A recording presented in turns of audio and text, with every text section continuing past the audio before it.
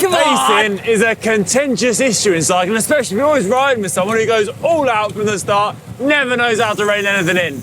Yeah, now if you're one of those riders, like me admittedly, then, well, this is the video for you, because you go all out from the gun and then blow your doors completely off later on the ride. This is how to pace rides properly, folks. And don't worry, I've filled Hankins, who's now qualified to talk on the subject. Oh, right, listen in. Haha. Go round! Go round! Pump those quads! Pump those quads! You've got to pump those quads! This is my frog march.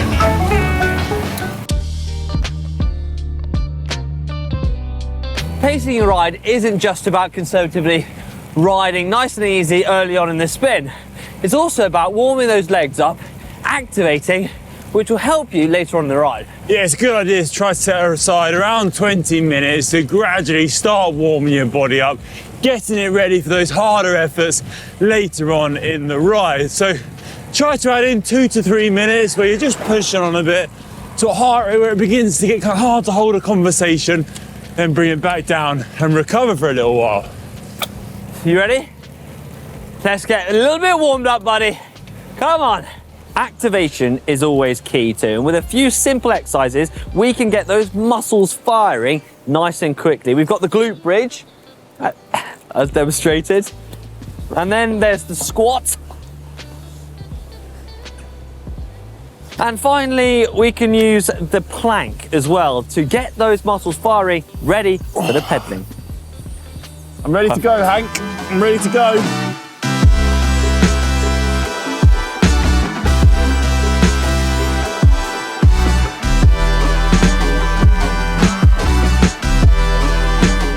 I think in general though, when it comes to pacing, it's better to finish off stronger than you started. Looking to finish those last parts of your ride in really good shape, in really good form, rather than creeping home super tired and exhausted. And that's when you remember the parts of your ride the most, I think, at the end of a ride. And if you're looking back on it feeling, oh, so tired, can give you a bit of a negative tarnish on a great day's ride. Now, negative pacing or negative splits is a tactic that pros employ in races, and especially in the time trial discipline when pacing is just so important to get right. So negative splits is when you finish off the second half of the ride stronger than the first half. It definitely works too, compared to starting off fast, finishing slow, and holding on for grim death, just giving every last ounce until you're suffering right at the end of a ride. You can't quite make it. It gets really painful that way. Main point though, if you want to start off easy and finish strong, is you really need to start easy, easier than you think. It's so easy to get caught up in nerves, adrenaline, and even just general freshness when you begin a ride, and you can go so hard, so quickly, and really blow up quite quickly as well. So you start easier than you think, rein things in. If you think you're starting too easy, go a bit easier. As you get into the first few minutes of the ride, then you can start to build into it. But don't just start off full gas, biggest gear you got, and whack it. It's not the way to do it. Will you buy me a coffee now? No. Oh, please. Oh, look at those chairs. Yeah, I'll buy you one.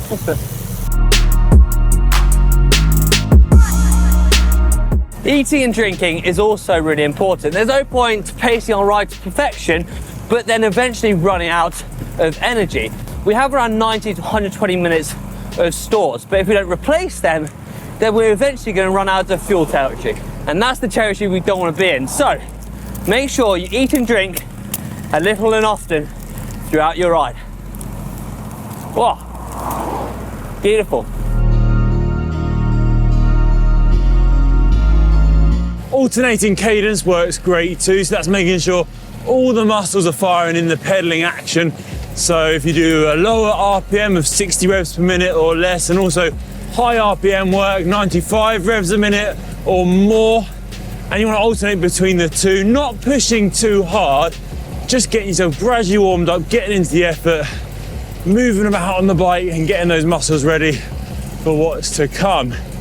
It's a great way to get yourself ready for those efforts too, because if you hit them cold first off, it can really put you in the red so quickly.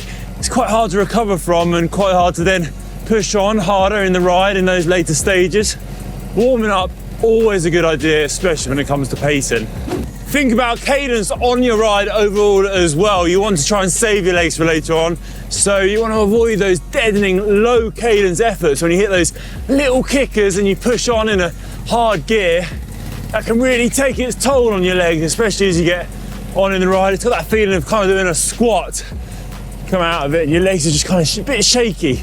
Try and knock it down a bit, keep your legs spinning, spin to win, as they say, especially in the start of the ride. You'll feel better for it later on in the day. Understanding your zones is a great way to accurately pace those rides without all that guesswork. Now you can do this by using a heart rate monitor or a power meter. You want to perform some sort of test like an FTP or functional threshold power test. That will give you a nice baseline. And if you want to know more about that, we've got a whole load of videos on FTP and how to find that baseline. Now once you know your zones, you know what intensity you can go at and how long you can hold each zone for. For example, one being the easiest zone, you can sustain that for probably the most amount of time and the longest duration. So if you've got a long endurance ride, then zone 1 or 2 is where you want to be. And then when it comes to the shorter rides, you can sit in zone 3 and, well, you get what I'm getting at. Zone 5, well, let's save that for the short rides. Conor, what zone are you in? Knowing your route and what lies ahead is also imperative when it comes to pacing. Why, you may ask? Well, you want to know what's going to be coming up. For example, if you've got 3 big climbs on your route, you may want to take the first one a little bit easy so you save enough in the legs for that final ascent. And then it goes for, if you're riding into a big headwind, you might be able to go a little bit hard, squeeze it on, knowing you've got tailwind all the way home. Pacing and knowing what's coming up in the route and the weather all helps. Mapping platforms are a valuable asset in understanding what the weather's going to be like on your ride. Komoot in particular, I think, is great for this because it allows you to see what the weather's going to be like at specific points on your route, depending on an estimate of your speed and the time you're going to hit specific waypoints. Knowing the weather before you head out the door should be your first port of call when deciding how you should pace a ride, because then you can base when you're going to push hard on the ride on things like headwinds, tailwinds, rain, storms. You know what's coming, you know when to push hard, and you know when you can afford to take it easy, chill in a tailwind. So we've made it back safe and sound. Luckily we paced it correctly, and I hope you guys enjoyed this video and it's helped you pace not only your solo rides or you maybe even your group rides or a time trial. Yeah, why don't you let us know down below in the comments section if you've got any specific events or maybe long rides that you're looking to pace correctly. Let us know what you're planning down there. And also if there's any times you've ever got pacing wrong, we'd be interested to hear from you too. Yeah, let us know in the comment section below if we've missed any tips ourselves. And well, we'll see you in the next video before we get blown away. Don't Thanks for watching. Give this video a big thumbs up. Ciao!